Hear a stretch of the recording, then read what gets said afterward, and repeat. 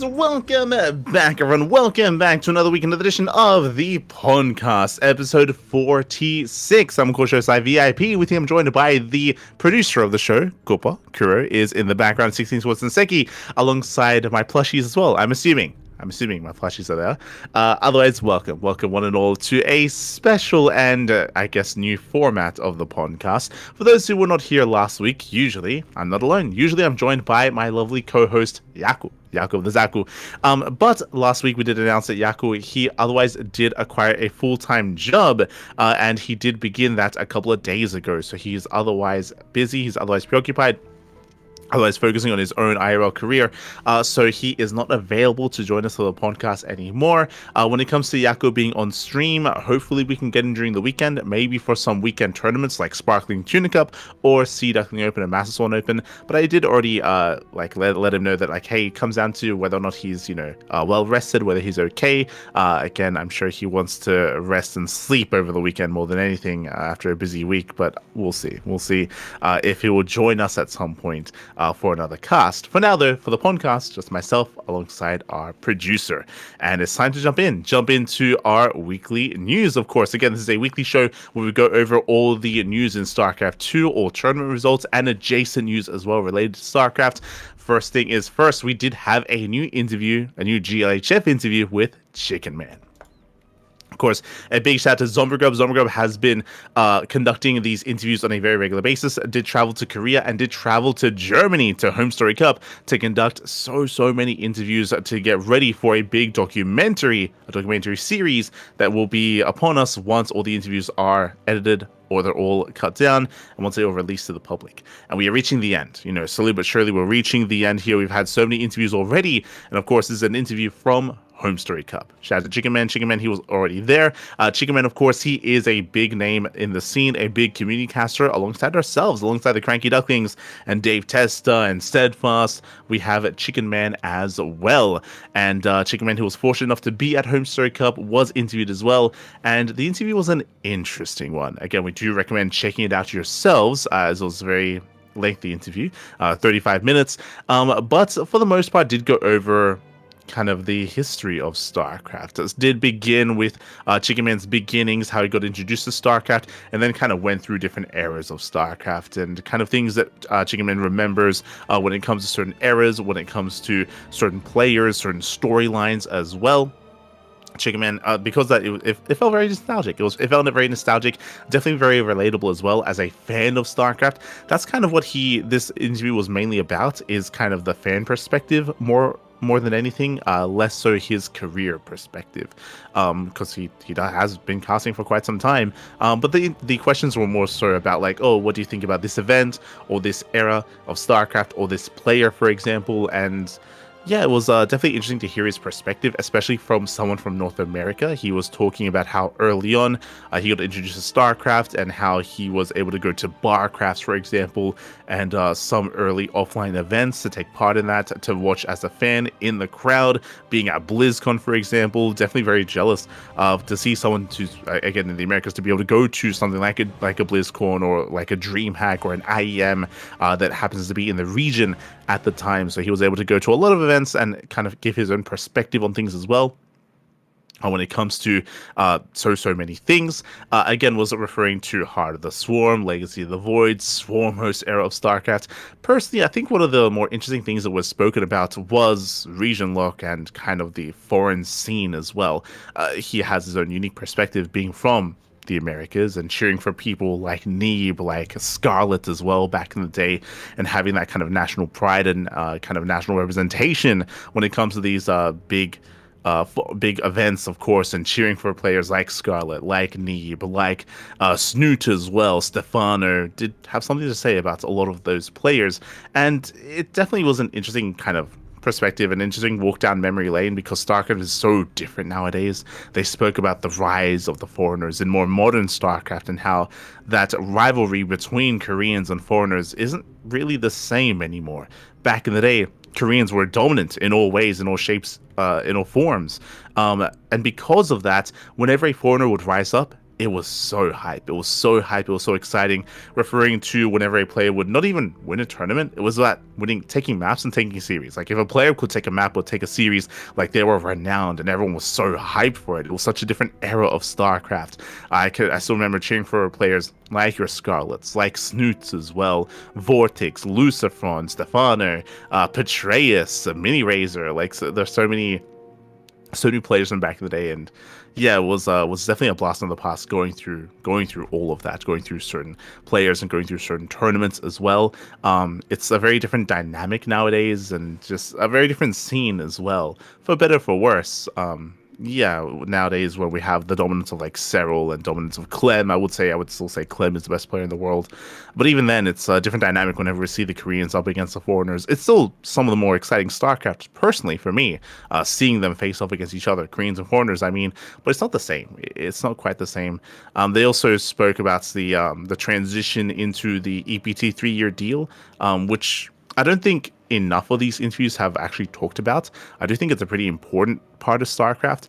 I do recommend checking out some of the VODs of the previous podcasts, but a discussion that myself and Yaku did have, and that we kind of came to a consensus on, is just how much was like kind of going against StarCraft 2 when it came to its rise, specifically when it came to Korea, talking about how because of the tension between Blizzard and Casper, it meant that SC2 was less well received or wasn't really accepted by the community and by the scene, back in Korea, and that kind of did slow it and hinder it down. Spoke about the business model, about how it was an older school, kind of copy where you get expansions, right? It wasn't free to play. There weren't any microtransactions, and that kind of hindered and hurt StarCraft 2 in the long run, just because as it came out, a couple of years into it, that's when that kind of model did rise up in popularity, and how eventually we got there, but it happened quite late in its life cycle. Another thing that they touched on here, though, I was talking about what we had discussed previously, but what they had touched on here was the COVID era of StarCraft and EPT taking over and how hype it was. But at the same time, something that they didn't talk too much about, but I do think is important to bring up, is that as we transitioned away from Blizzard running things and into ESL running things, bam, the pandemic hit, right? COVID hit, and that hurt StarCraft in a big way. It helped in other ways. If you remember, viewership did peak a little bit, and player interest did increase because everyone was at home. True, everyone was at home during COVID, so there were more people watching, more people playing. A lot of people got introduced during the COVID era of StarCraft as well. The COVID era was a new wave of players when it comes to the ladder, when it comes to players doubling down and committing full time in the pro scene as well. That is true, but it also took away offline events. And for a couple of years there, I mean, IEM Katowice was online. A lot of the dream hacks were all online. Everything switched to a more online version.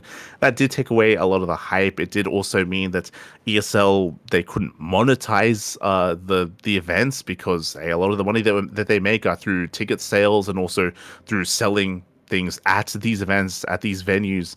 That's where a lot of their like merchandising and that's where a lot of their profits come from, is not like ad revenue or necessarily sponsors, but like that's where they get their money, through tickets and through selling items like at said venue as well. And that was just gone for them, right, as like an income stream for supporting the tournaments like this. And that's a big thing that did hinder StarCraft as well.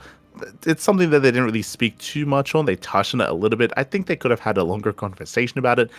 They spoke a little bit more about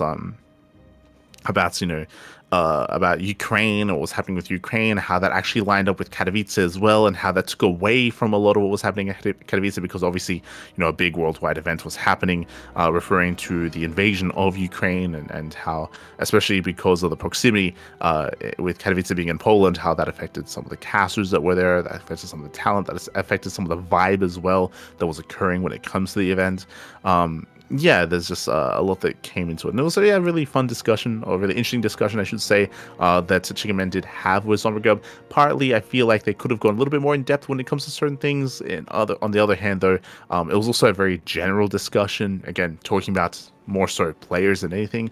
I personally wish that they spoke a little bit about Chicken Man, right? If you're having an interview with a content creator, with someone who's more established in the scene nowadays, it would be nice to hear a little bit more from him when it comes to what got him involved into casting. That was not touched on at all, which I found kind of surprising.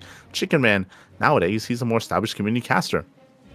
I think he himself had to bring up that he was able to cast offline at an ESL broadcast and brought into like the ESLB streams as well. And it would have been cool to have heard how he felt about that, how he felt coming into it, what drove him to start casting to begin with, what drove him to start making content. That was never really touched on. It was more so about his fan perspective, which has some value, don't get me wrong, but personally I wish that we could have heard from Chicken Man himself. If we're interviewing the person, it would be nice to know more about them as well. That's my biggest criticism regarding said interview, but outside of that, again, it's I do think that it's very relatable. Again, I do think that especially if you were watching back in 2012, back in Heart of the Swarm, back in 2014, and also back in early Legacy of the Void, like they touch on a lot of different parts of history of StarCraft, and there's definitely a lot of reminiscing, a lot of nostalgia, kind of going down memory lane with a lot of the tournaments that they discuss. And that's mainly what the interview turns into, is that just talking about a lot of events, like talking about a lot of tournaments and a lot of players as well. But I do recommend it. Definitely do recommend it.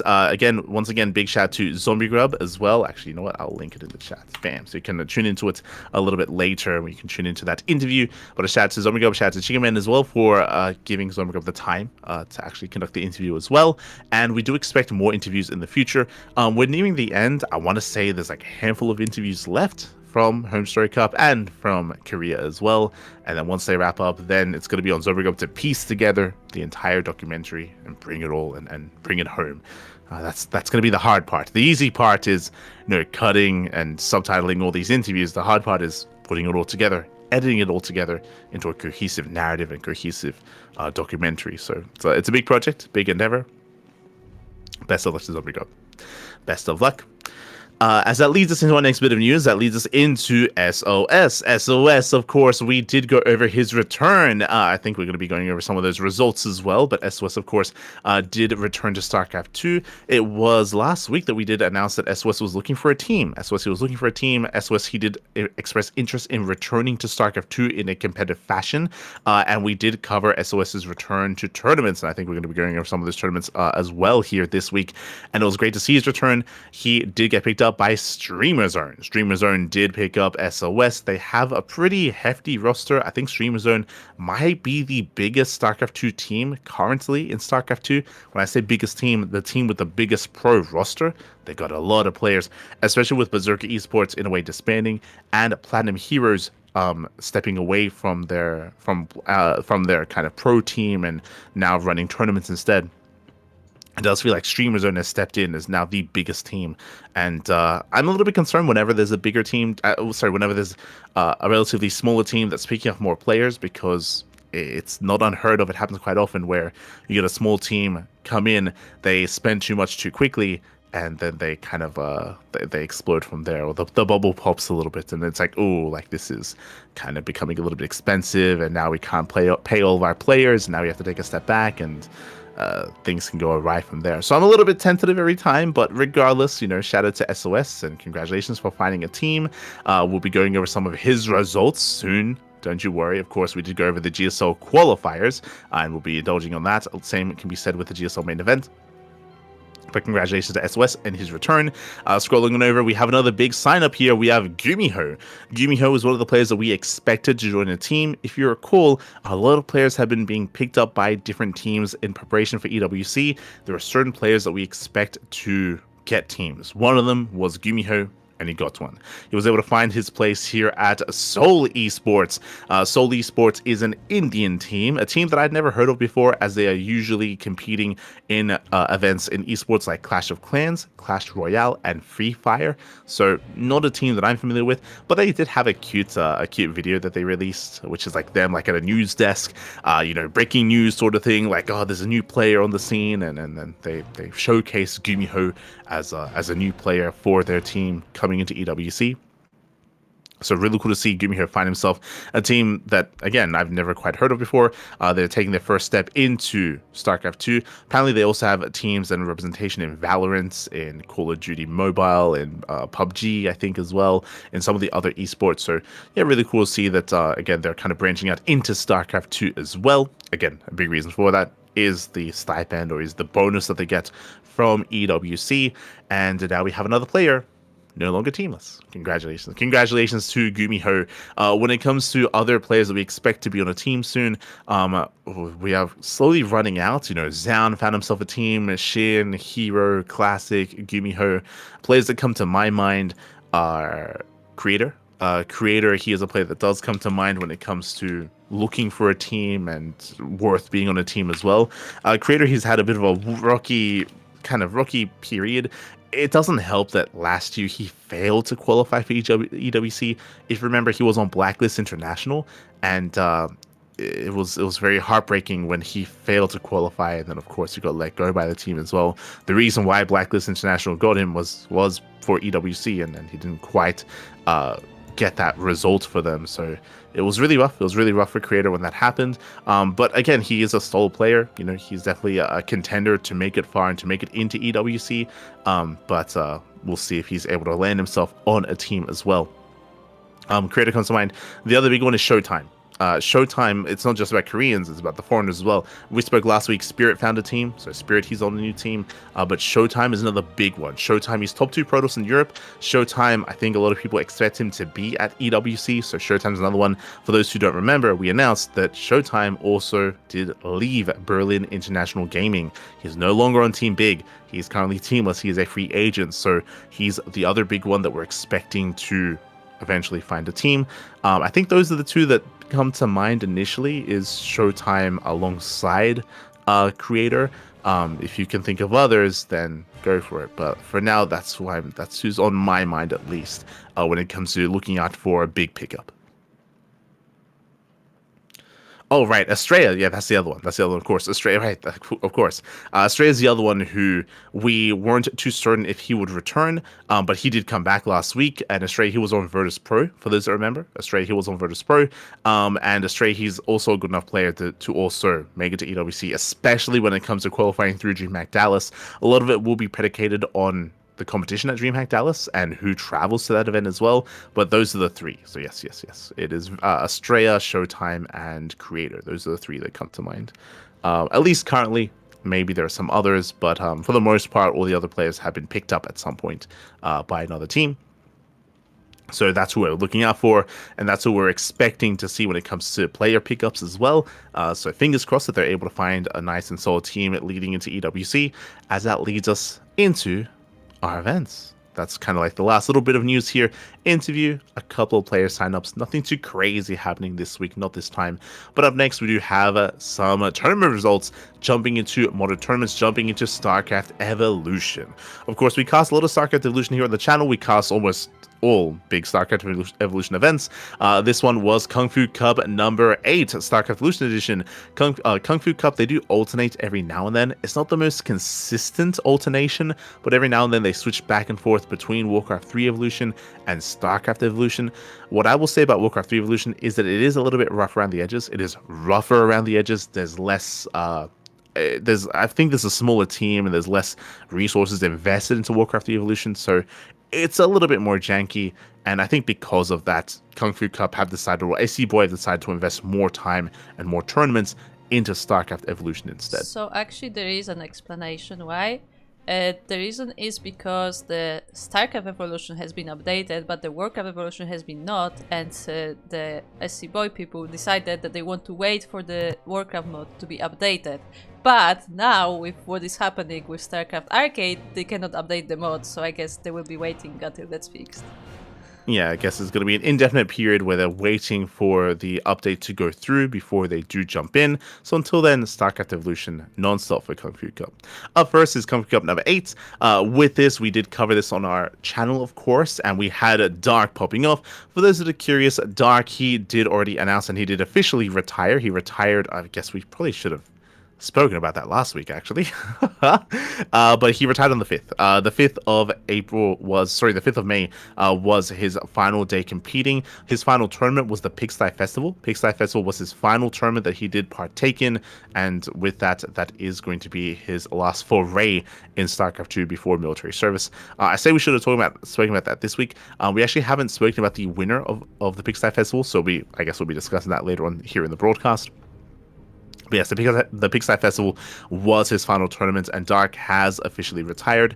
But, despite that, this week, or at least we were able to cover some of these tournaments, and Dark did come out on top here in this Kung Fu Cup, taking down Rebellion, taking down Geralt, taking down 3-Point as well. Dark, over the past couple of months, when competing in StarCraft Evolution, he's been having a lot of fun. It's been a little bit less serious, but a nice way for him to spread his wings and to enjoy himself and enjoy a different side of StarCraft with StarCraft Evolution. And yeah, Dark, I mean, again, he's very much so in form. We'll be discussing it a little bit more, I guess, when it comes to the Pigsty Festival, but it is a little bit bittersweet seeing Dark retire while also being one of the best players in the world. Like, I still stand by it. Dark, he currently is the best Zerg player in South Korea, better than Rogue, better than Solar, better than Shin as well. Like, he is still number one.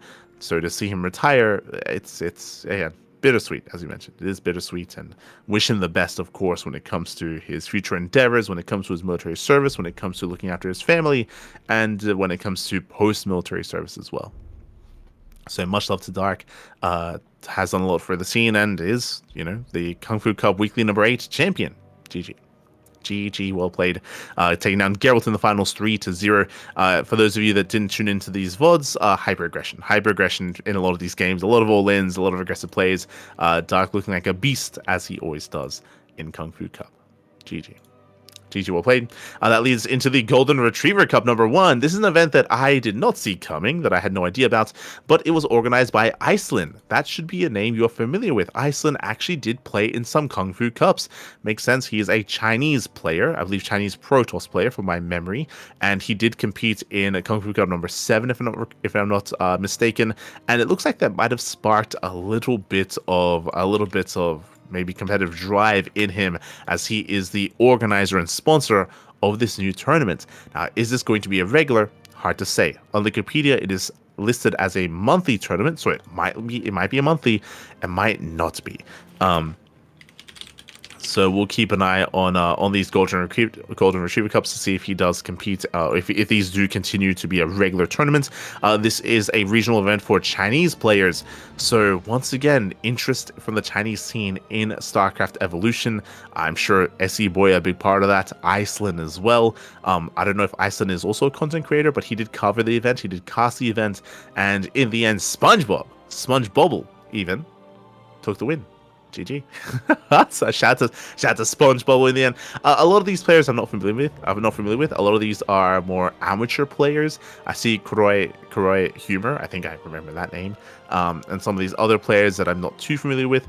But yeah, it's really cool to see a lot of interest here. We had a round of 32 brackets, so a big bracket, a lot of interest, a lot of players. And this is all solid stuff for StarCraft, for the future of StarCraft Evolution. To have this more amateur or have these more regional events have a lot of interest, and then kind of like spark that competitive drive amongst these players to improve and to strive for more and to keep things going. So a very healthy kind of sign here when it comes to other StarCraft Evolution tournaments. Very healthy sign. So congratulations to SpongeBobble for winning the entire event. I didn't watch the games myself, but I'm sure he did play very well. And again, we'll see if this becomes a regular tournament. Shout out to Iceland for hosting the event. GG. GG, well played. That leads us into the SEL StarCraft Evolution League Code A number 3. This did take place not too long ago. Again, shout out to Hyper One. Hyper One has been hosting these more amateur events for StarCraft Evolution.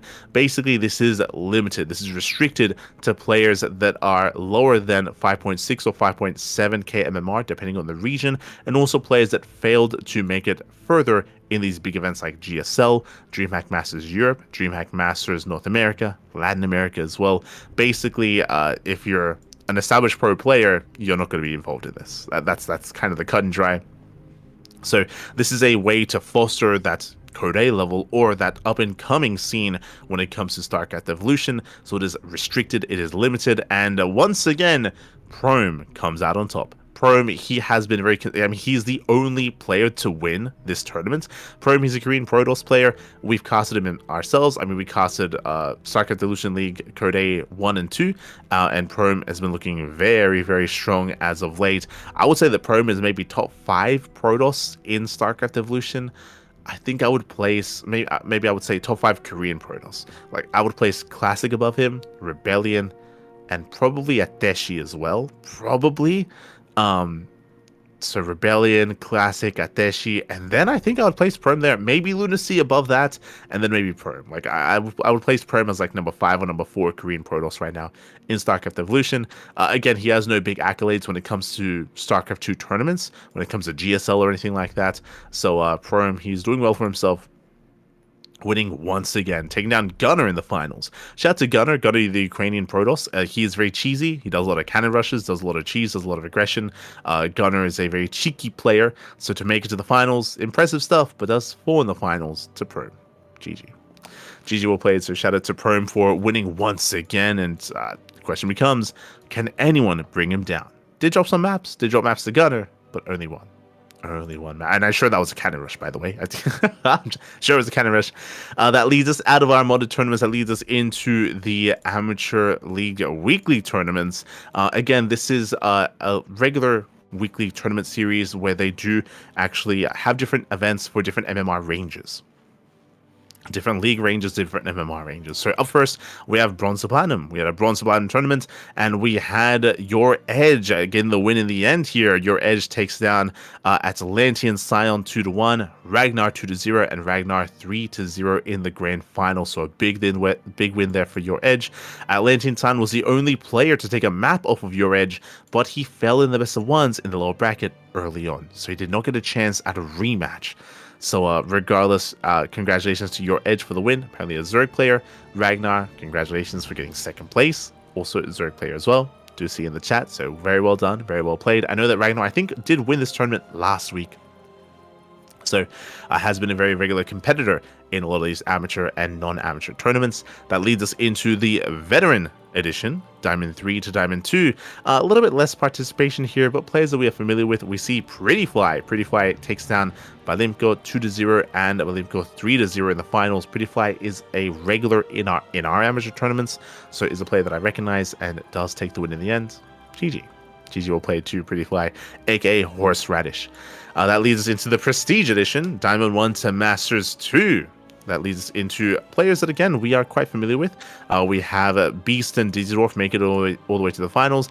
I recognize Zigger. I recognize Blade of Ire. I recognize Medic Jr., Steve's Defiance as well, Cos Phoenix, Legoland M. A lot of players here that, again, are regulars in our tournaments. I mean, regulars in our amateur tournaments also faced off in this tournament as well, and Dizzy Dwarf takes the win over Beast. I feel like usually Beast has the edge over Dizzy Dwarf typically, so really cool to see Dizzy Dwarf fighting back and claiming that win here in the Prestige Amateur League Weekly. Shout out to Dizzy Dwarf. Again, he's a Polish Terran player. Does come out on top in the end. That leads us into the Elite Edition. This is for GMs. As you can imagine, GM is a bit of a more vaguer league. It's quite large. It's quite large brackets. But it looks to be a little bit less interest typically when it comes to the M1/GM version of this. We had Cobblestone versus Patches. Cobblestone 3-0. GG. GG well played. But again, it does seem like there's just a little bit less interest when it comes to events for the Elite Edition of this Amateur League Weekly. Hopefully we can get some more GMs involved next time. Maybe next time. GG. GG well played. That leads us into the Passioncraft Emerging Stars number 14. This is another region. I say region. This is another MMR restricted tournament for players that are 5.5k MMR and below. Because of that, we do get a lot of semi-pros, semi-professionals. The big one here, Inexorable. Inexorable is the Brazilian Terran player. He has many accolades to his name. I would say he's the best Terran in Brazil at the moment. Diego is not in Brazil, but a big shout to Inexorable. Does take the win, takes down Rome the Mold 2-0, Mini Zerg UA 2-1, and PSZ 3-2 as well. Very intense games, a lot of ace matches. A lot of these players are regulars in online tournaments, and they are very competitive with each other. And to see all these ace matches, even in PSZ versus Gref as well, Cool to see. Cool to see. Despite the level of these players, as long as we get some close back and forth, then you can get some amazing StarCraft out of them as well, regardless of skill level. So really cool to see. GG well played. Inexorable does claim the win, just barely. And with that, Inexorable, he qualifies for OC Elite Rising Star 16. Does qualify for the 16th edition of OC. That leads us into our next tournament, the Toho 2v2 Cup number 2. Again, Toho, I believe this is organized by the Toho Project, the team. That would make the most sense in my mind. But this is a Chinese region-based 2v2 tournament, and there are a lot of teams here. There are a lot of duos that I'm familiar with. I see Lancer and TATP. I see Silky as well. I see Oriana, GG Machine, and Shameless. My apologies. I say region locked. It looks like it is not region locked. As GG Machine and Shameless, I think their advantage is that they are on a Chinese team, so they're probably notified. They're on Team Little Fairy, so they're probably notified. Like, yo, we got a 2v2 tournament. Want to play? Let's go. So really cool to see them compete in this tournament as well. Looks like they didn't quite make it too far in the event, but in the end, we actually had Restart and Cassie. Okay, not the duo that I was expecting. I say it didn't make it far. GG Machine and Shameless, they made it to the quarterfinals. They went down to Oriana's team. Very impressive by Oriana. I rate GG Machine and Shameless quite highly for good reason, by the way. They did perform very well in New Thermal's tournaments, and we'll get there. We'll get there. But they only made it to the quarterfinals. Scrolling down, do we notice any of the other big ones? Lancer and TATP, they went down to Restart and Cassie, who went on to win the entire thing. I'm a little bit in shock here, and I'm very impressed and very surprised that Restart and Cassie won the entire thing. Very impressive. Not an easy performance to bring down Lancer and TATP. And again, a shout out to Oriana's team for also bringing down GG Machine and Shameless, just because I rate them very highly. I rate them very highly in 2v2. So impressive stuff, and congratulations to Restart and Cassie for claiming the win. GG. GG well played. That leads us into the next big 2v2 tournament, and hey, talking about GG Machine and Shameless, they also competed in New Thermal's 2v2 circuit as well, the April edition.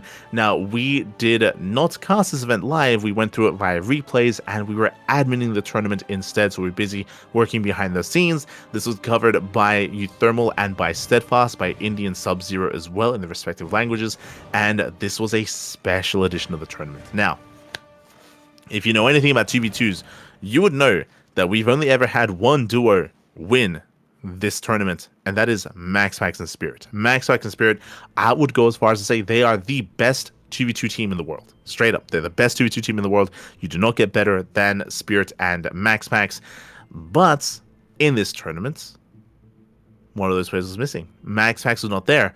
Likewise, I would say without a shadow of a doubt that the second best team in the world for 2v2 is Trigger and Clem. Trigger and Clem, they're the second best team, second only to MaxPax and Spirit, but they also weren't here either. The reason for this, at the same time as this tournament, there was a Wardy tournament. I believe the Wardy Spring Championship, there was another Wardy tournament happening at the same time, and Clem and MaxPax, as you can imagine, they were in the top 4. They were in the semifinals. They were competing in that tournament, so they could not play in this tournament at the same time. They were competing in Wardy's tournament, and I think Clem ended up winning. I think MaxPax went down early.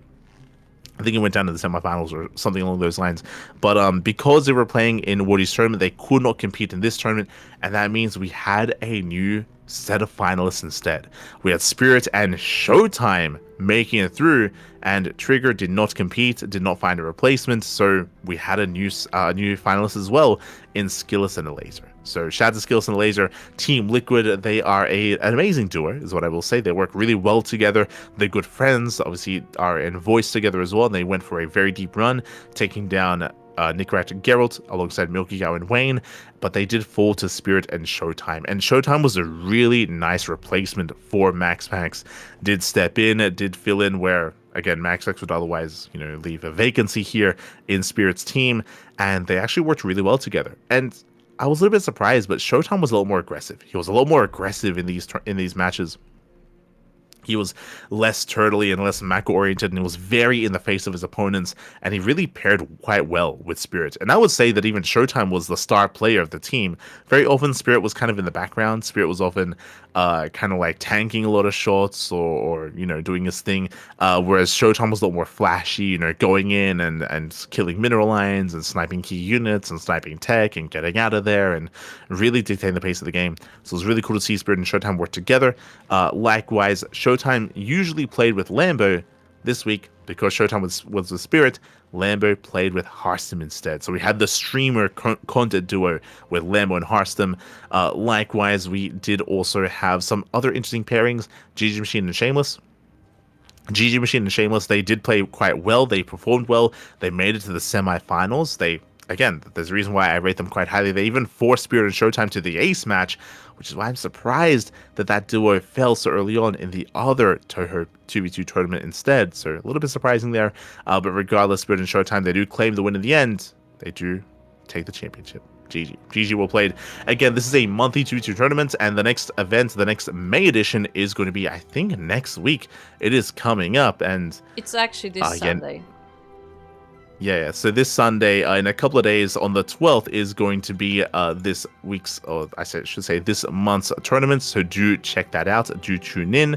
That is, of course, open to all players, so if you are out there, if you want to compete, find a friend, find a partner, team up, take part. It's going to be a lot of fun. Gonna be a lot of fun as we are nearing the end of year finals for that youth level circuit. So do tune in and do take note as they are accumulating points and building up towards that end of year circuit.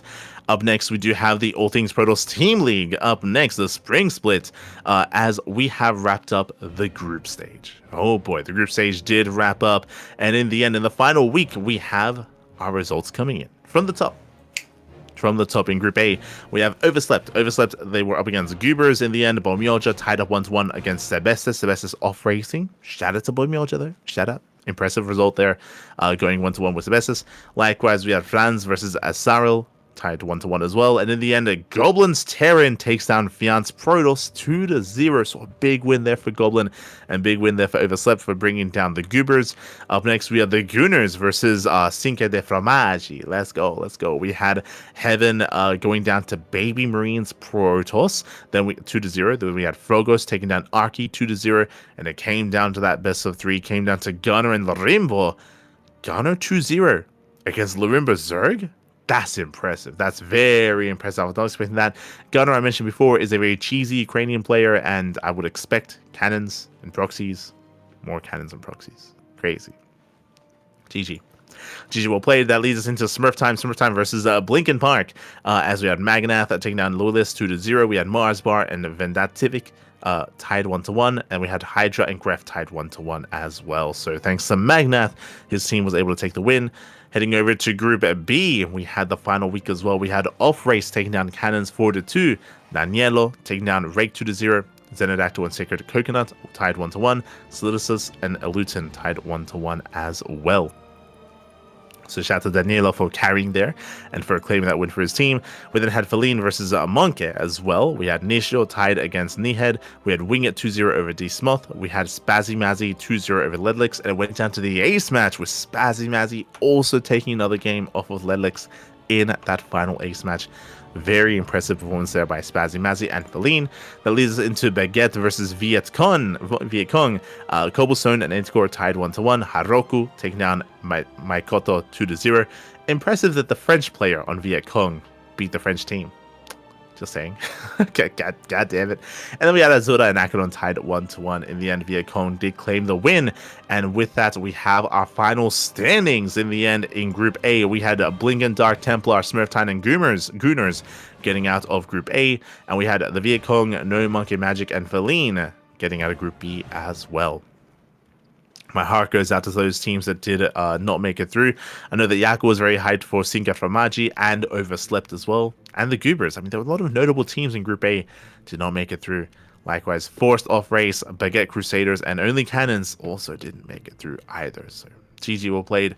With that, that leads us into our deciding matches. We have our matches lined up to start in a couple of days. In 2 days' time, we have Gooners versus Feline, we have Smurf Time versus Monkey, and we have Blinken versus Viet Cong. So here we have, I would say, seeding matches in a way to get into the final playoffs and to get into those final matches. So best of luck to all those teams involved. Best of luck when it comes to those standings. And check out Gemini's channel for the meme content. Gemini, this is, again, an All Things Pro Team League. This is more of a meme league. There's a lot of banter. There's a lot of joking. There's a lot of off-racing. There's a lot of memes happening during the broadcast as well. So shout out to Gemini. Big shout out. As it does organize a lot of that. As that leads us into our regional events and our show matches as well. Up next, we have the Brazilian StarCraft 2 circuit. So the big event happening in Brazil here. It's huge, it's massive, and it was definitely an endeavor to get through, not gonna lie. We got through all of Group A, all of Group Stage 1, and we got through all of Group Stage 2 as well. We were, of course, the official English casters for this event, and we have eliminated players. Purple, Sefidofe, Vic Bansimer, and Dakon were eliminated from the group stage. All the other players were able to make it through, either seeded further along in the tournament or seeded into the playoff bracket.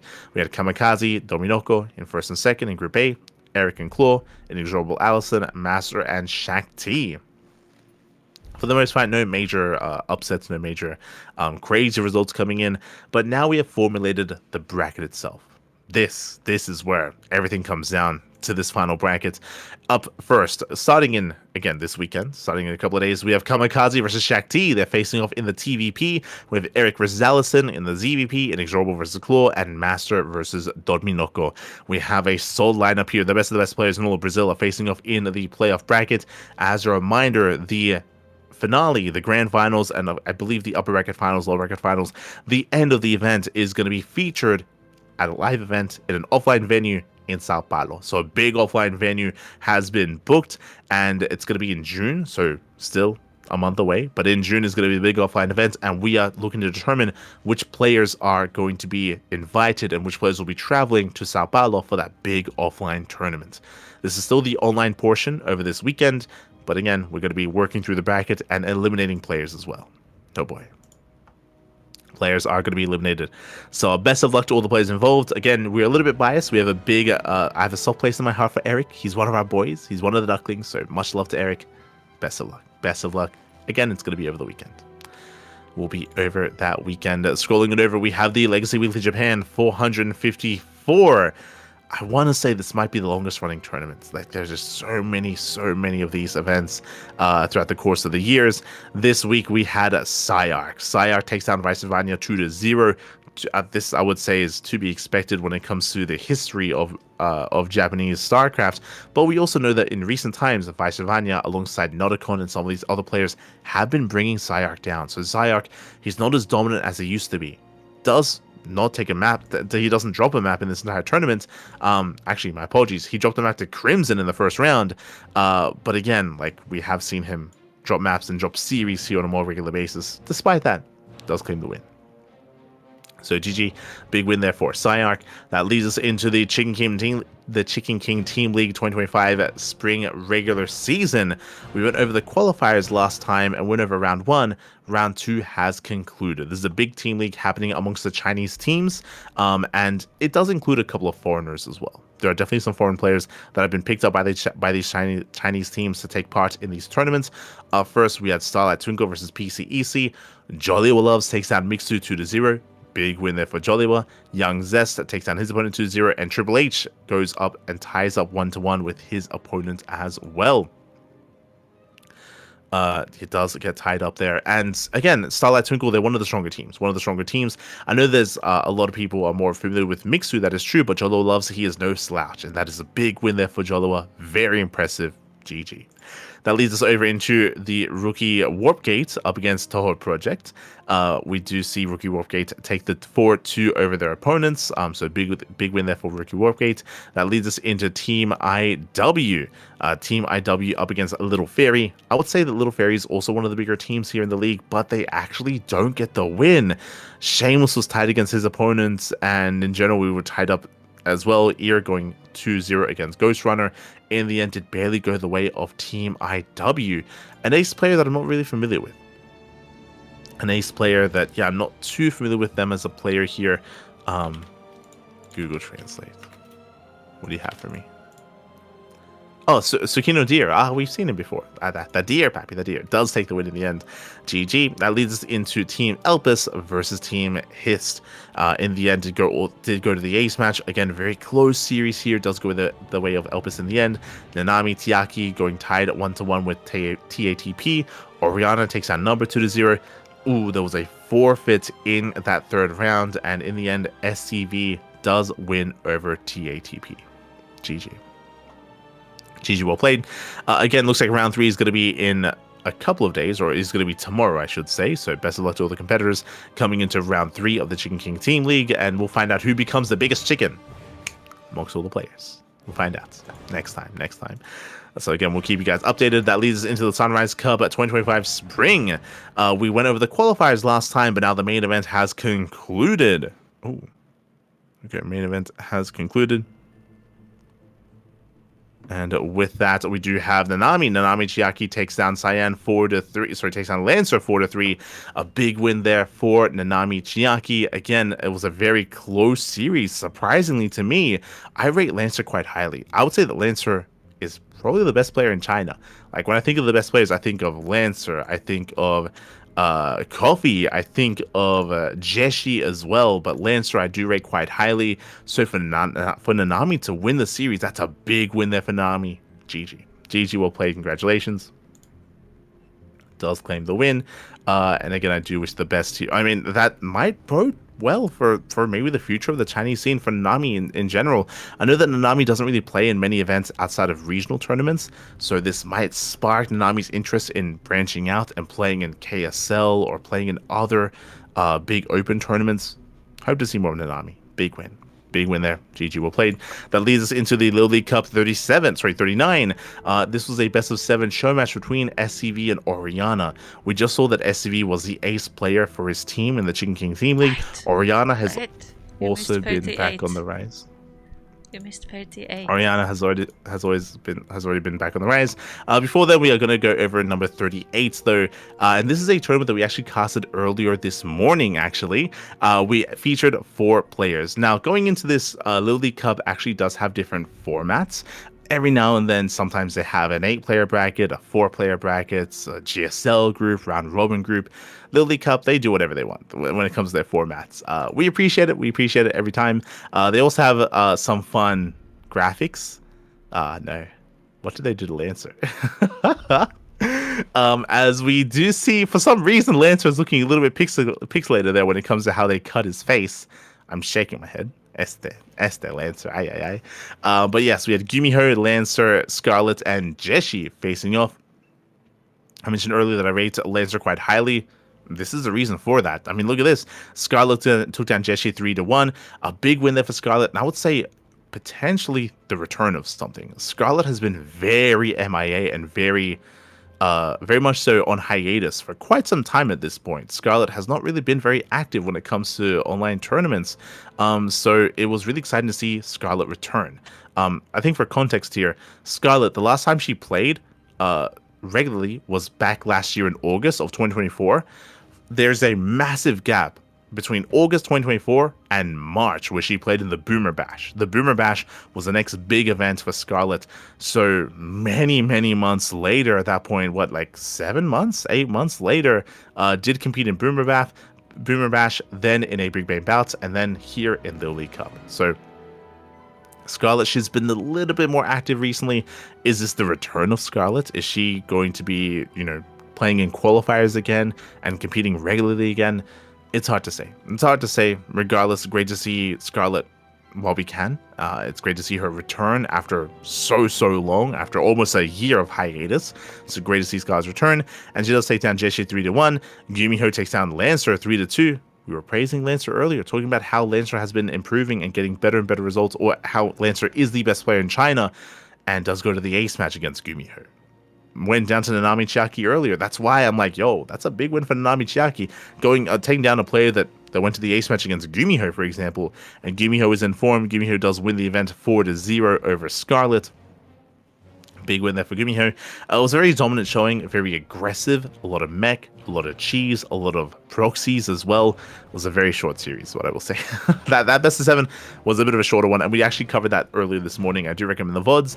Again, it's great to see the return of Scarlet, but like, is it actually her return? Is she playing just for fun, or is she gonna, hunker down and commit once again? Hard to say. Hard to say when it comes to Scarlet, but I appreciate seeing Scarlet whenever we can. That leads us into Lily Cup number 39. 39. This format was a little bit different. This time it was a best of 9 1v1 between SCV and Oriana. SCV does claim the win in the end over, best of 7, I meant to say. SCV does claim the win over Oriana 4-3. We have been seeing more and more of Oriana. It's great to see his return. Oriana used to be very active as a player. Nowadays, less so. So I appreciate to see Oriana once again, and he's looking more in form. I'm really, really happy to see him getting better results. 100%. So great to see more of Oriana. That leads us into the Super 7s number 41, a best of 7 show match. Oh my god. Best of 7 between Shin and Bunny.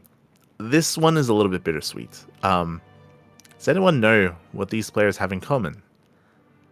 This took place on the 2nd, I think. The 2nd of the month. I think this was after the GSL qualifiers. We went over the qualifiers last time. We're going to be going over them here tonight, but I guess this is a bit of a teaser to that. Bunny and Shin, they're not a part of GSL. They are amazing players. They are some of the best players of their respective races. I'm a big fan of both Shin and Bunny. They both failed to qualify for GSL. It was very heartbreaking, and that might be why they were invited to this, because this event did take place after the qualifiers. So in my mind, that makes sense. This is like a consolation, or just a way to give back to the players that dedicate so much to the game. For them not to make it into GSL, they get a show match here instead. And in the end, Shin does take it. It went all the way to the ace match. It was a banger. Again, they're both Codes level players. Not this season though. And again, Shin does claim the win 4-3. GG. Big shout to Shin. Much love. Much love to Shin. As it leads us into the Super StarCraft Global number 19. Another big Soup event. Again, I should also emphasize, Soup is the rebranding of Africa TV. These events are not broadcasted on Twitch. They're not broadcasted on YouTube. They're broadcasted on the Soup platform instead. So it is another streaming platform. So just bear that in mind if you want to tune into that. This was a 4-player single elimination bracket. We featured Byun, Kyor, Shin, and Hero. In the end, Hero, I would say, coming in as a heavy favorite, did go to the ace match against Byun. Shout out to Byun. Big shout out to Byun there for forcing the ace match to go all the way to game 5 against Hero. And then Hero had the 4-0 over Kyor. Dominant result there in the finals. Hero, again, I would say he is the best player in Korea at the moment. I would rate him above Maru for the time being. We'll get into that when it comes to the GSL qualifiers. But again, Hero, he's very much so in form. Does take down Kyor 4-0. Kyor took down Shin 3-1. In the end, Hero does claim the win. GG. GG will play. That leads us into the Bastos Big Brain Mounts number 96. I know this one. let's go. This was less than a week ago, which is crazy. Around a week ago at this point. Welcome to a show match that had some interesting players, is what I will say. We featured Pi, Dave Testa, Light, Zombie Grub, Hero Marine, Yang Yakov, and Euthermal Baby Marine as well. I was notified 2 weeks ago that I would be. Shout out to Rotterdam. He reached out. He was like, "Yo, I want to see you play some StarCraft." I was like, oh no, what does that mean? He's like, I want to feature you in a show match, mate. I've been hosting these big brain bouts. I actually wanted to reach out to you earlier, but I couldn't get a hold of you. Let's play. And I'm like, let's go. And I want to say, after hearing that, every single day for 10 days straight, I was laddering on stream. I was streaming, I was laddering, I was practicing, I was improving. I did not know who I was playing against or who my opponent was going to be until like 48 hours, less than 48 hours before the event. So I had very little time when it comes to specific preparation. But once I found out it was going to be a Terran, once I found out it was going to be Zombie Grub, I did try to look up some builds. Specifically, I looked up an Eric build. Of course, I was going to look up an Eric build regardless it was going to be Protoss or Zerg or Terran. I looked up an Eric build. I did a couple of hours of practice with it, just like empty custom games, just grinding and drilling the build over and over and over again. I also got a message by Pi. Shout out to Pi, the Polish Zerg player. As you can see, went up against Dave Tesla. Apparently, he had a show match against Zombie like 3 months ago. And Pi lost horribly. it was brutal, Pi. Pi, I love you. It was brutal. But Pi did link me, and I was actually trying to look up some Zombie games, and there wasn't really too much. I was like looking up Zombie YouTube channel, and there was a little Zombie off racing. She doesn't ladder a lot on stream, so I was having a hard time like finding games to study. But Pi sent me the VOD on YouTube. Very grateful. And something that I noticed about Zombie is that she was playing mech almost exclusively. It was either proxy or mech, like one or the other. So I did I did look up an Eric build that is designed to shut mech down. So I did grind it out, and when it came to the show match itself, it actually worked really well. Game 1 and Game 2 went for it, and as you can imagine, mech occurred, and I was very prepared for it. I was able to get a lead in the series. Then the unspeakable happened. Zombie switched to Protoss. I didn't even know. It wasn't until like 2 minutes into the game, you can see it on the VOD where I reacted to it. I was like, Protoss? What's going on? I didn't even realize I was not practiced or not prepared at all for versus Protoss. So I was very, very flustered, and with that, Zombie was able to bring it back. In the end, though, we were able to claim the win. So GG will play. Shout out to Zombie, especially because from my understanding, from my knowledge actually, Zombie was traveling. She went on vacation with her mother to Korea like a couple of weeks ago, and then went to Japan right after that as well. So it was Korea, then Japan, and then I think like a week ago maybe came back home. I say a week before like the show match, then came back home. So I know that she was traveling a lot, and of course is busy making a lot of content as well. Does not have the most amount of time to practice and to prepare and to ladder. So I fully understand that. Definitely rough around the edges. Definitely understandable. And yeah, I look forward to seeing more of Zombie in the future when it comes to these show matches. And again, in the end, we did take the win. We were very fortunate in that. And yeah, the hard work paid off. I do recommend checking out the VODs. When it comes to the other show matches, of course, we had Pi versus Dave Testa. Again, shout out to Pi. I do want to give credit to Pi, because without Pi, I don't think I would have been as prepared for Zombie Grub. Also gets the win over Dave Testa. Did go to the Ace match, very intense back and forth. I do remember watching their matches, and they actually had an off race in game 1, and then they went to their main races afterwards. It was very intense, very back and forth. I'll be honest, I was expecting a lot of cheese out of Dave Testa, but no, he played some macro. He played some sword macro as well. It was very impressive to see Dave go up against Pi. In the end, Pi did take it. Then we had Gabe versus Young Yakov. Gabe did take the win at 3-1 over Yakov. Gabe, of course, he's the big name. He's the heavy hitter. Was expected to perform quite well. And then we had Uwu Thermal versus Baby Marine. And it's always fun seeing Uthermal in these tournaments. I rate Uthermal's TVT very highly. I would say TVT is his best matchup, and we have seen Uthermal take it to the best Koreans in the world, or the best players in the world, the best Koreans out there in TVT. So I would have even said, yo, give Mark Gabe. Give him Gabe, and Uthermal could still win, unironically. So, like, I do think that there was a bit of a mismatch here. Shout out to Baby Marine, he's a strong player, don't get me wrong, but like Uthermal's TVT is insanely good. So in the end, did take the win. Congratulations. And do check out all the VODs over on Roddy's Twitch or over on the Basilisk YouTube channel. Do check it out. Let's go. Lily Cup freelance. Yeah, they do freelancer tournaments. For sure. Yo, shout to Yen in the chat. Come to Sao Paulo. I would love to. Yo, shout to Cosmos. Early on, he was like, yo, if you happen to be in Sao Paulo at the time, you know, you can definitely like come and cast from the venue. I'm like, that's amazing. No shot. I'm gonna be in Sao Paulo, but I appreciate it nonetheless. One day, Papi, one day. So shout out to the Brazilians out there that are going to be competing and there at the offline event. But again, big shout out to Rodan for hosting, for organizing these show matches. I know a lot of work gets put in behind the scenes, and not easy to find all these players and to pit them against each other. So really cool to see. That leads us into the May Mayhem. This is a new event that did kind of spark up. We will be casting it, but we'll be casting day 2 onwards. We missed out on day 1. Day 1 did take place a couple of days ago, last weekend. This actually was happening at the same time as KSL. So we had to pick and choose. We could not cover this event at the time because KSL was instead was ongoing. That's where our priorities did lie. But this is a round robin group stage featuring Hero, MaxPax, Showtime, Clem, Cure, and Shin. This is a crazy strong tournament with an insane lineup. I do feel like more eyes should be on this.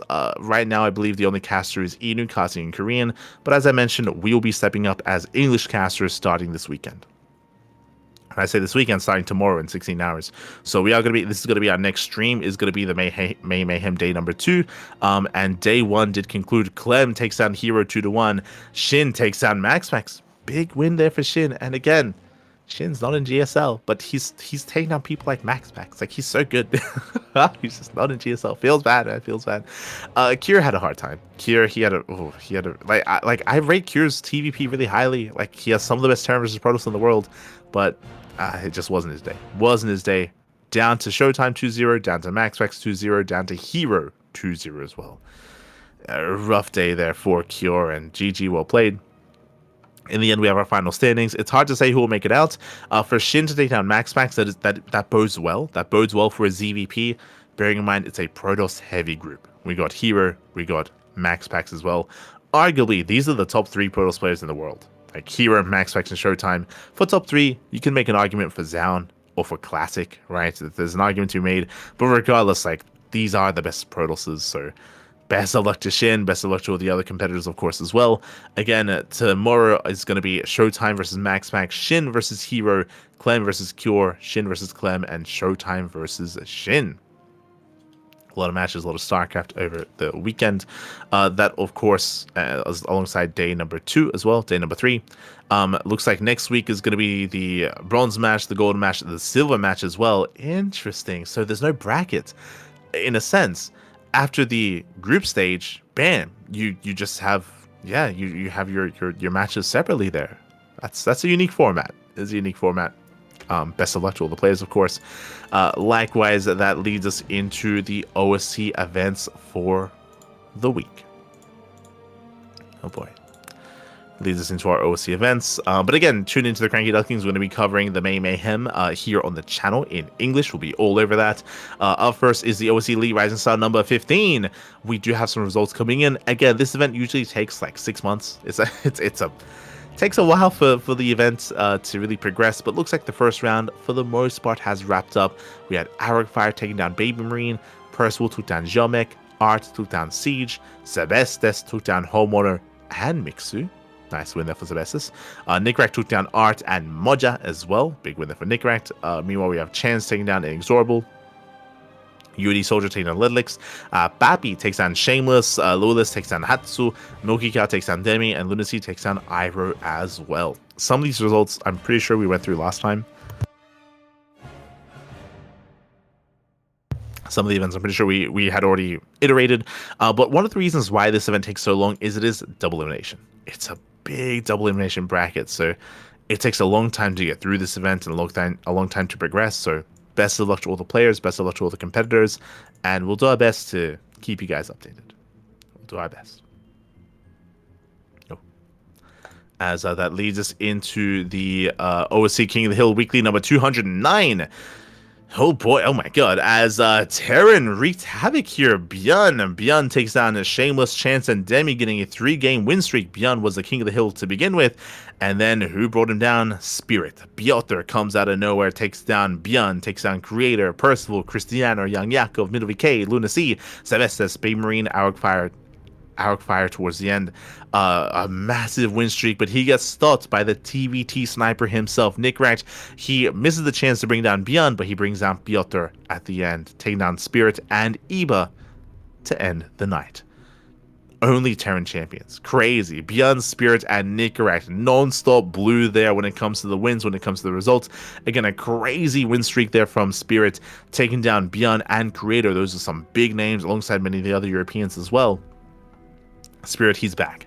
I would say that Spirit has been a little bit inactive as of late, but now that he's on a new team, remember, Spirit, he recently did join, was it R8 Esports? No, RSC, that's it. He recently joined RSC Esports, so Spirit, I'm sure, is reinvigorated. I'm sure he's motivated. I'm sure he is burning with passion and spirit on a tear. GG. GG, well played. Shout out to Spirit. That leads us into our next OSC Weekly 210. Oh my god, back-to-back OSCs. Here, we're missing our Terrans. We are missing Spirit until the end. We're missing Beyond. We're missing Nicorette as well. So shout out to Eddie. Eddie, you know, he was able to construct the narrative here. He's like, you know what? I gotta calm down with all these Terran wins. I'm gonna just exclude the Terrans and bring in everyone else instead. The Protoss were able to have some stronger results here. Jomek takes down Hatzel to 1-0 initially. Sebestes then goes on a win streak. Get taken down Jomek, Moja, Baby Marine. 3 wins in a row before going down to Milky Cow. The Cow goes on a tear. The Cow takes down Sebestes, GG Machine, and Rebellion before going down to Eva. Eva, a brief kind of win there. Brief reign from Eba as he goes down to Night Phoenix. Night Phoenix goes down to Shameless. Shameless goes down to Geralt. Geralt goes on a brief win streak against Percival. Goes down to Max Pax. And Max Pax goes on a tear, taking down Geralt, Jumi. But in the end, Max Pax, he falls to Spirit. The 2 teammates, the partners, the brothers in arms, the ex-Psystorm players, they face off. And Spirit takes the win. That's impressive. It was only 1 win for Spirit. But for anyone to bring Max X down, for Spirit to do it off of the back of last week's OC performance, big win. Like, again, Spirit has been on fire as of late, and Spirit is definitely one to keep an eye out for when it comes to a lot of these big online events. You know, the return of Spirit is here. He's in form. Show us what you got. Let's see what other big wins he can achieve when it comes to the online open tournaments. We'll get there. So keep an eye out for Spirit. That leads us into our next big event. That leads us into the OSC 2025 mid-season playoffs number 1. Oh boy, so far, Dave Testa, and I believe Chicken Man as well. They've both been covering the event. They've both been casting, both been covering, and I believe, fun fact, I just got messaged, we are going to be covering day 3 of this tournament. Day 3 is going to be here on the CranKy Ducklings. Day 1 and 2 have concluded. For those that are curious, the OSC mid-season playoffs, this is like the big online tournament. OSC, they are partnered with most, if not all, online events, online open cups, and they provide OSC points to be seeded and invited into big tournaments like this. So when it comes to big online tournaments, OSC, they have some of the biggest, and a lot of results just came in.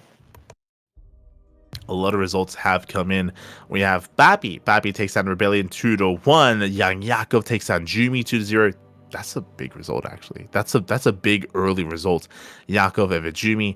Cham takes down Baby Marine. Cristiano takes down Moja. Minovik takes down Demi. Sebestes takes down Luna C. Trigger takes down Milky Cow. Björn over UD Soldier. UD Soldier over GG Machine. That's a crazy result. I favor GG Machine there, so GG Machine knocked down early on. Art takes down Shameless. Another big win there for Art, by the way. I believe that's the Polish Art, so very impressive. Skillless over Mixu. Geralt over Homono. Arrowfire over Hydra. Percival over Nicorette. That's a big win for Percival. And Chance over Hatzel. Showtime over Chance.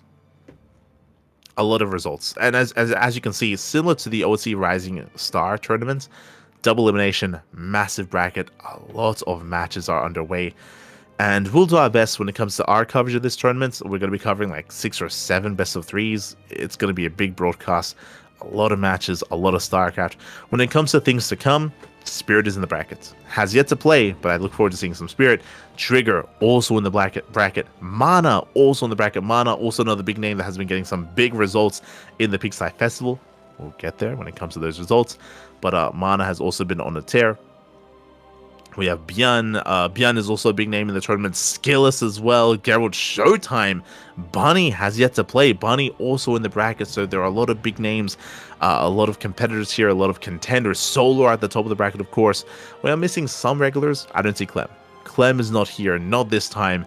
But coming into this bracket, coming into this tournament, my eyes are going to be on Max Pax. Wait, is he a part of this? I don't think he is. Never mind. I thought I saw him for some reason. Max Pax not here. Actually, my eyes, interesting. Yes, Spirit, Solar, Trigger, Björn. This could go anyway. This could go anyway here. I'm a bit on the Spirit hype train, also on the Björn hype train right now as well. Showtime, always a lot to look forward to. I didn't notice Shin. True, Shin is also there. Let's go, Shin, Solar. Hard to call this early on. Check it out. It's going to be amazing. It's going to be amazing, going to be beautiful. So do check out the OC mid-season playoffs as we wrap up our OSC tournaments. Again, we're just we're blazing through some of these results. Up next is going to be the Open Cups. There's a lot of Open Cups to go through as well. Before that, we are going to be going on a short break, though. We're going to be going on a short break before we indulge in all those results. Again, going through KSL, Hatchery Cup, Sparkling Tuna Cup, Woody TV Monday, Monday Night Weeklies, Pigasaur Monday, Pigasaur Festival, a lot of GSL, and Woody TV May as well. There's a lot of content, a lot of Open Cups to go through. For now, we're going to be going on a short break, and when we come back, we'll have those Open results. See you soon.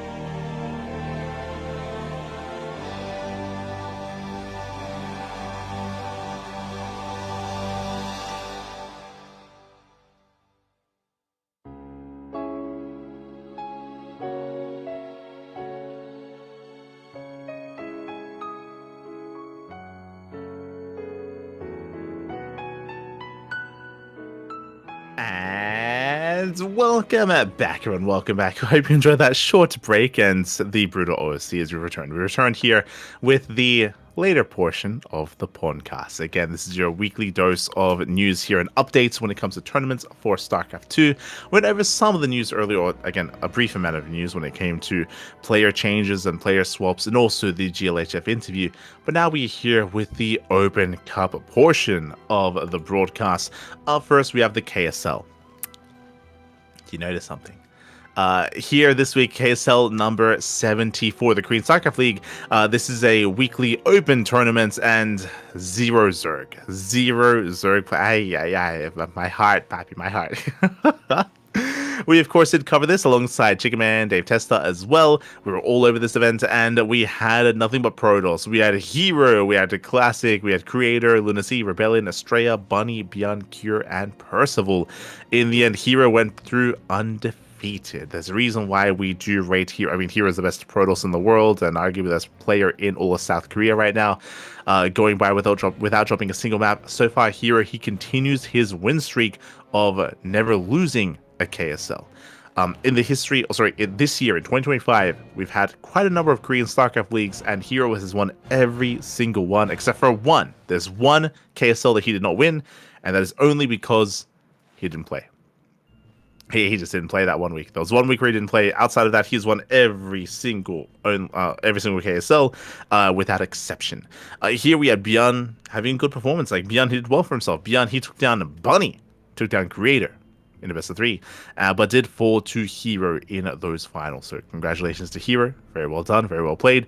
Shout out to Estrella. We mentioned earlier that Estrella, he did make his return a couple weeks ago, like 2 weeks ago at this point. Estrella, he went to the ace match against Classic. Estrella has been looking very strong as of late, has been looking very in form. Alas, not enough to bring down Classic, but close regardless, and a really strong showing from him. Hope to see more of Estrella in the future, and again, congratulations to Hero. That leads us into the Hatchery Cup. I should also mention that in the KSL, that kind of marked, would I say a rivalry, but a trend, maybe a rivalry. Beyond and Creator played a lot this week. Beyond takes down Creator 2-1 in that best of 3 in KSL. Here, Hatchery Cup, do you see who's in the finals? Bjorn and Creator. Bjorn beat Creator in KSL. Creator beats Bjorn in Hatchery Cup. Best of 5 final. Shout out to Hatsu. Hatchery Cup, of course, is a monthly open tournament. Every single month there's a Hatchery Cup. Likewise, barely any Zerg competitors, despite the name. Zerg only in name. Shout out to Dr. Graf. Shout out to Fellinger as well for competing. Bjorn going all the way to the finals without dropping a map. Creator going all the way to the finals also without dropping a map as well. And in the end, Creator did take down Bjorn 3-2, went all the way to the ace match.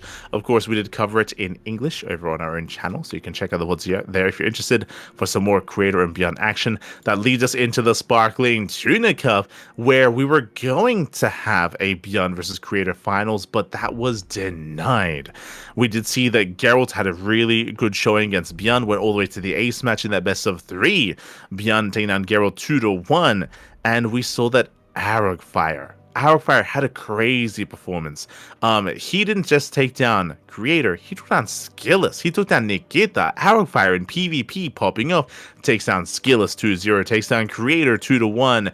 Aragfire on fire does fall to Bjorn. And I'll be honest, Bjorn was looking very comfortable. In this finals. I do think that Geralt had a stronger showing against Bjorn. But what I will say is that Aragfire, clearly his prowess is PvP. That's where he was dominant. That's where he did excel. That's how he was able to get himself and bring himself to the finals. So shout out to Aragfire again, performing very nicely and very well, making it 2-set finals. Bjorn does win it in the end, but a shout out to all the competitors we had here tonight. Technically, we also had no Zerg representation in Sparkling Tuna Cup. We had Eva. Fun fact, he played random and he rolled Terran every game. he rolled Terran every single game. He was very upset about it. He was very sad. He was smudging quite a bit. Feels bad, man, when it comes to Eva and when it comes to Zerg. I'm like, you could have just picked Zerg or something. You're just saying, you chose to play random, by the way. Eva. So in the end, it did go the way of Lunacy, of course. And again, congratulations to Bjorn winning the tournament and being our Tuna Cup champion for the week. Heading on over, we have the What is TV Monday, another weekly tournament, an open cup, where we did have a PvP finals. Now, this week was interesting because it wasn't just this tournament, but in general, Clem was MIA. Clem was missing in action, whether it came down to this weekly or some of the other weeklies as well. Clem was nowhere to be found, and instead we had, likewise, this was MaxFax's tournament to win.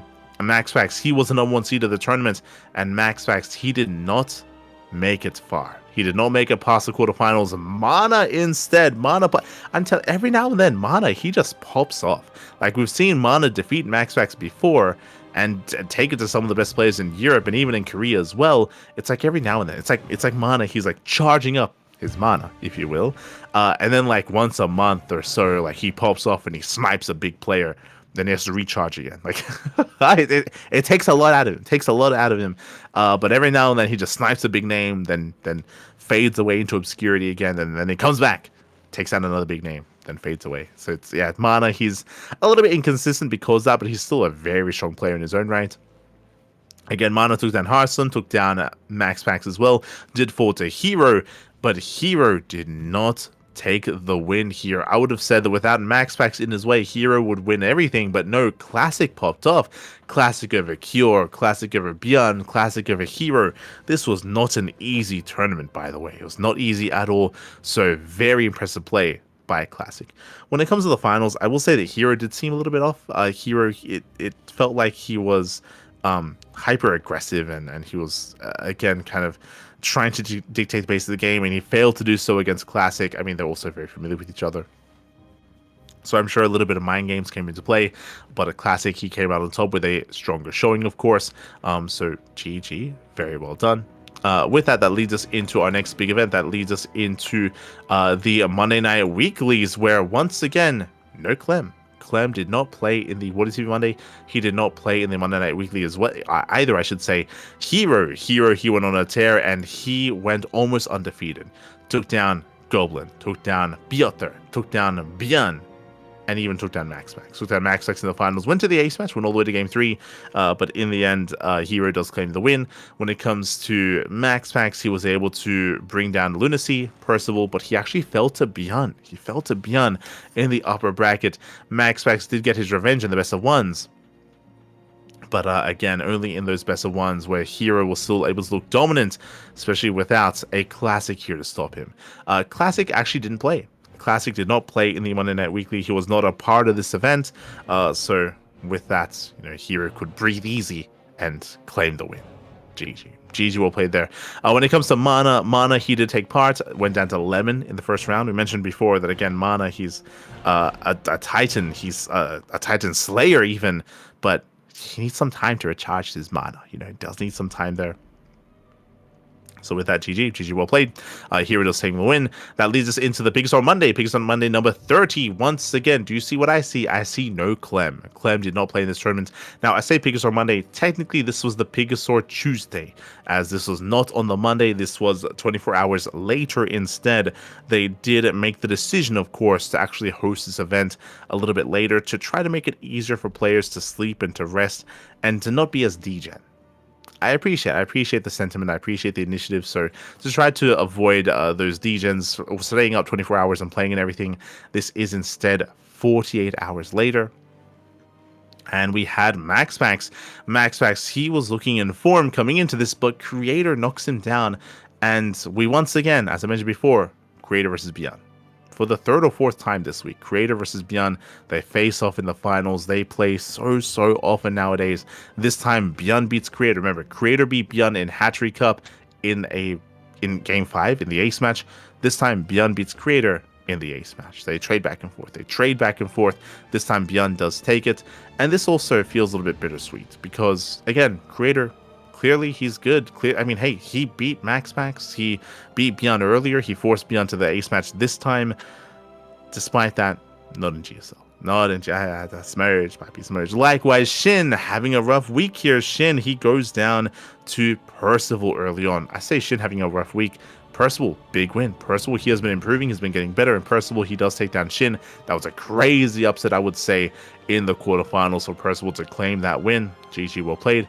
Also, the return of Dolan. Dolan has not been an active player in quite some time. So Dolan to make his return was a lot of fun. We did cover Dolan's matches. We did cast him.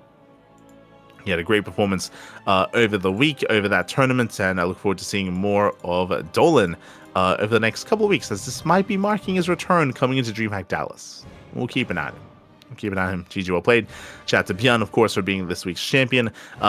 I don't know if this is going to be a regular thing. I don't know if the Biggest on Monday will now become Biggest on Tuesdays. I don't know if they want to commit to that or if they will be switching back. Hard to say. Is hard to say. I'm sure we'll find out soon. Meanwhile, we had the big event of the week, the big event of the month, the Pigsty Festival number 6. Oh boy, massive tournament here. Last time we were going over the upper bracket quarterfinals, we were theorizing and contemplating, I think Yako was very hyped for Dark, having a deep run and going for it all. I think there was some hype around Mana as well. Mana had a really strong performance during the group stage, a crazy result. We were also big Bunny fans as well. In the end, Dark, he popped off. Dark, he takes down Cyril 4-3. Crazy win there for Dark, showcasing his prowess in ZVZ. And again, this is why it's bittersweet. It's a big win there for Dark. It's great to see him doing well.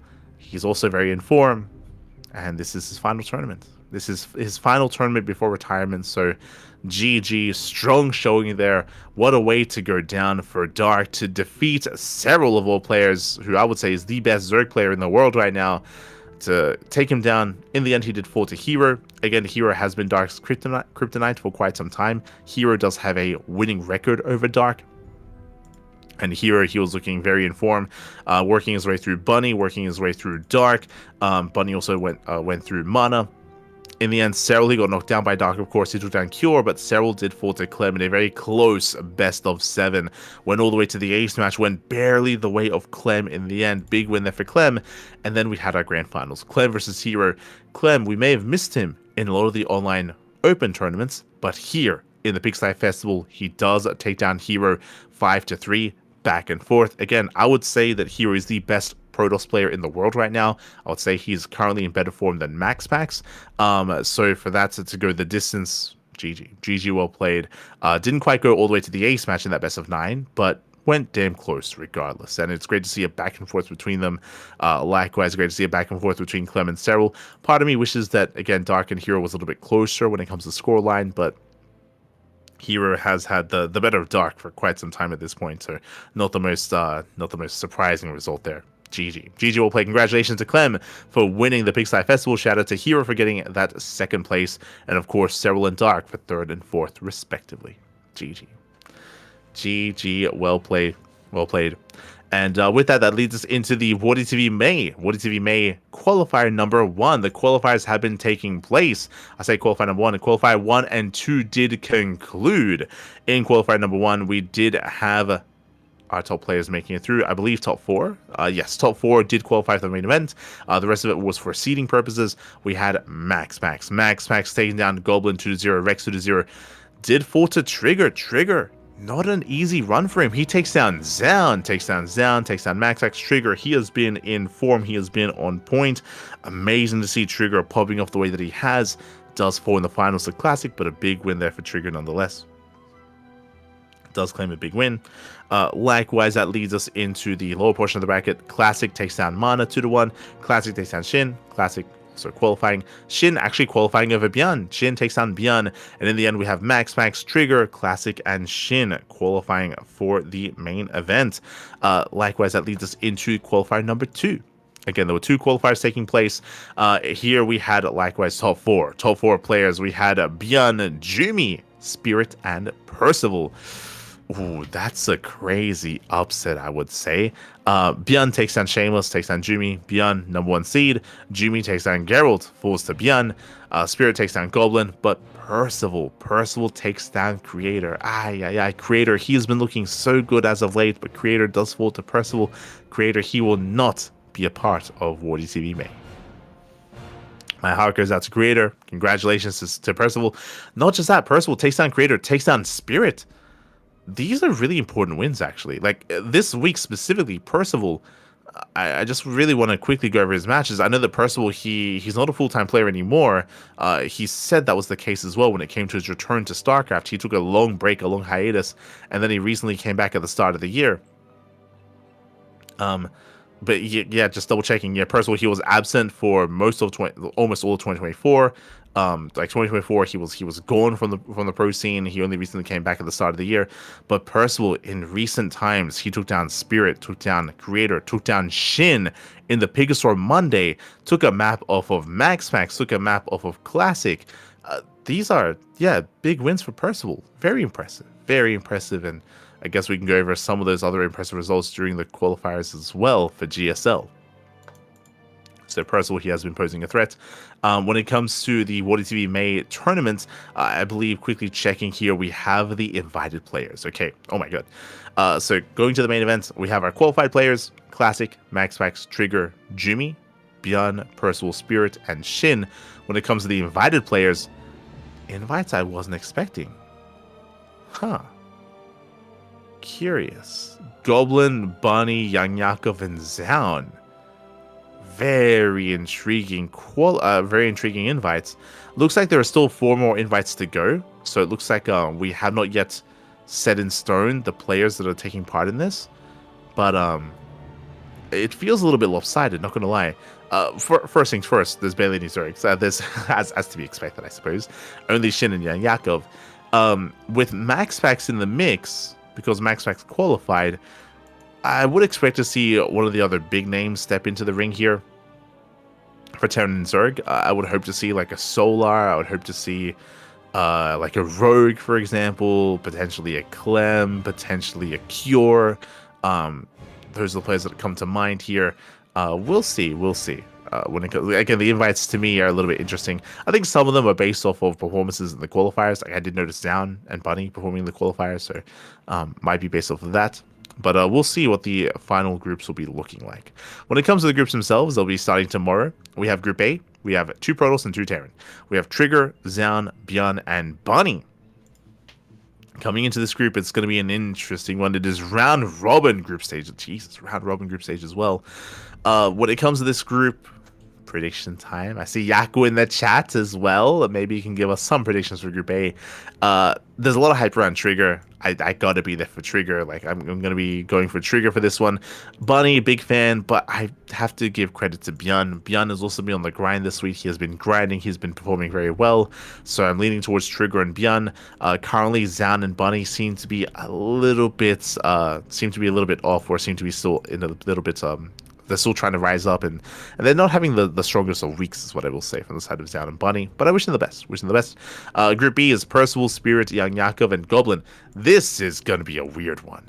I would say Piotr as number one. Piotr, we were hyping up Piotr when it came to OST King of the Hill. Like Piotr, he has been looking like a beast as of late, so I cannot disregard Piotr. And I also got to be on the Percival hype train. Percival has also been looking really strong as of late. I was just praising some of his recent results with Percival taking down Spirits and Creator and Shin, and also doing quite well in the GSL qualifiers.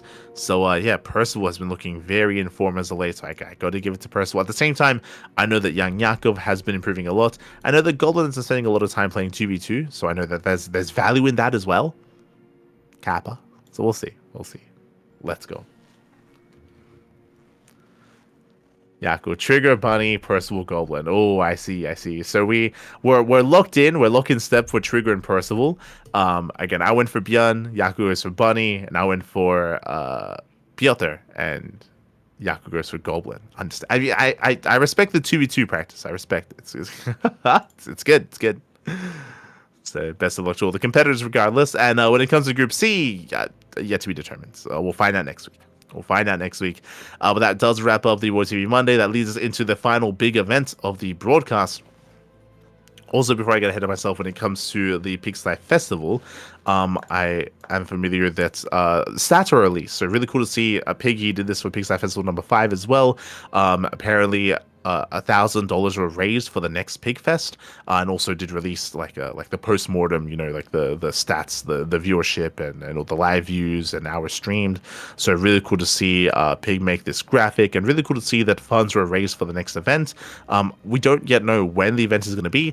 Again, congratulations to Pig. He's about to start a family. I know that his partner is now with child, and they have confirmation of this. I know that they're going on a vacation, and I want to say that maybe when Pigfest 7 happens, that there might be a little piglet out there in the world.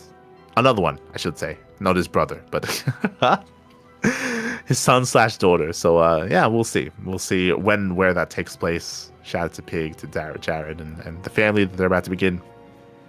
Much love. That leads us into the GSL qualifiers. We did go over this week, and the GSL qualifiers were very brutal. They were very intense as well. Congratulations to all the players that made it through. There was a unique kind of format here when it came to the GSL qualifiers. We had actually some seeding matches as well. So in round 1, we had Gumiho, Hero, Maru, Classic, Rainer, Björn, Cure, and Solar all qualify for GSL. Some big wins here for our players. Again, no one was invited, no one was seeded into the main event. Everyone had to qualify. So it was great to see Rainer, his hard work paying off. Rainer, he's back from the Rift. Rainer, he did go to Korea to play in GSL.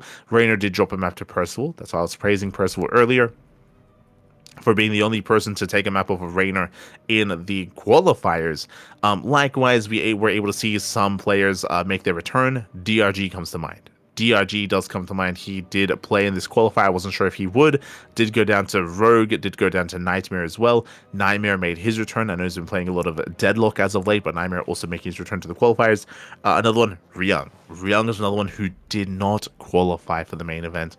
When it comes to notables that didn't qualify, Ryung didn't qualify. Neither did DRG. Scrolling down, we had the seeding matches. Björn, Gumiho, Classic, and Hero, they all seeded further into the group stage 2, so they're seeded past group stage 1. So those are just some seeding matches taking place.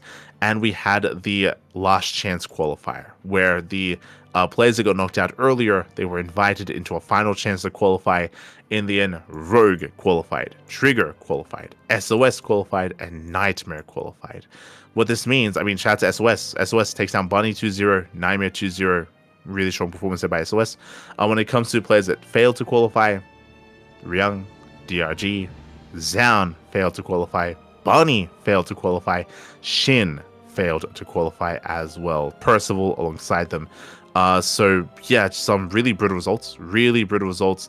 Players like Zhao, Bunny, and Shin, we expect to be in GSL, didn't make the cut. The reason for this as well is that this season GSL has a stricter format. Only 12 players. GSL is a 12-player event. Usually it's at least 16, if not 20, but GSL has been shrinking over time. So for it to only be 12 players, that is brutal. It's brutal that there's only 12 players, only 12 competitors. Yeah, because of that, there's just less room here. Again, I would say that SOS making it through was an upset. And again, because of that, Bunny didn't have a chance at making it through. Likewise, Nightmare took down Bunny as well. So really, really cool to see SOS make his return, but it also means that there's less room for some of these other players. So my condolences to those that did not make it into the main event. My condolences, my condolences. Pela Tunu, there you go. So congratulations to those that did qualify for the main event. The other big name that is missing is Stats. Stats, we were waiting to see if he silently retired or if he played in the qualifiers. Stats is one of those players that we were waiting to see if he would actually take part. Stats did not take part in the qualifiers. This more or less confirms Stats, he has stepped away. He has stepped away, which is a shame. You know, he was at I Am Katowice last year. Like Stats, he did dedicate some time to StarCraft last year, and he did relatively well for himself. But looks like that was short-lived, as he has decided not to compete in this season of GSL and not to compete in StarCraft for the time being. There's always a chance for Season 2, but if he's not here in Season 1, most likely not going to be here in Season 2 either. So my heart bleeds a little bit. So shout out to Stats. Will not quite be there. All right, I failed to mention another name. Creator, another player that will not be a part of GSL. I glossed over that name earlier. Creator, he went down to Beyond again. God damn it. Creator, he went down to Percival in the qualifier, and he went down to Beyond in the qualifier as well. Beyond, every time he's there to stop him. That's again a little bit bittersweet there. To see Creator not make it through the qualifiers. I know he's been having a hard time, and I know that this isn't necessarily going to help him when it comes to his emotional state. GSL being, the big event in Korea, so my heart goes out to those that failed, that were not able to qualify, and I wish them the best for Season 2. Do wish them the best. When it comes to the main event did take place last night. Last night and the night before that, 2 days of GSL. We'll be going over those results next time because we are going to be casting the replays in a couple of days. Time, we'll be going over those replays, then we can catch up on GSL proper. I believe at GSL Group Stage 2 is going to be next week. Again, really condensed, really short format.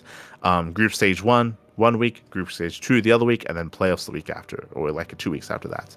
So just very condensed. And as a reminder, Season 2 is at the end of the month. End of the month will be Season 2. So very little time for the players to catch their breath and to compete. Very condensed, very little time. But regardless, do check out and do support GSL nonetheless. They have their own Patreon as well. They have their own way to support the main events. You can also gain replays via Patreon if you wish to support. If you want some benefits, then Patreon is the place to be. Speaking of Patreon, speaking of supporting events, before that, we have the sign-up list. ! Sign up in the chat. We do have the sign-up list available to us here. We do have sign-ups for future events on the horizon. So do check it out. I believe yet to be fully updated, but regardless, we do have sign-ups for DreamHack Dallas, Sparkling Tuna Cup, Duckling Open, StarCraft Evolution League. There's plenty of events on that list. So do consider checking it out to sign up to take part in all these tournaments. Do check it out. Likewise, we also have the Patreon, ! Patreon in the chat. If you want to support us here on the CranKy Ducklings, 100% of the money on Patreon goes towards our tournaments, goes towards Sparkling Tuna Cup, Duckling Open, and Masters 1 Open as well. We run plenty of events throughout the weeks and throughout the months, and all that money goes towards them. If you want to support us, if you want to help support the scene, then Patreon is the place to be to help grow our events and help us reach greater prize pools and pay the players even more and do what we can for the scene, for the community, especially in the current environment. It's all about grassroots StarCraft. There's less of a chance for, there is no circuit anymore. So grassroots StarCraft and events like this, whether it's our events or events like RSL, events like Pigsty Festival, Warties tournaments. These are the tournaments that players will now have to rely upon, and we do our best to bring them to you, and bring you as much content as we can. So consider supporting over on Patreon.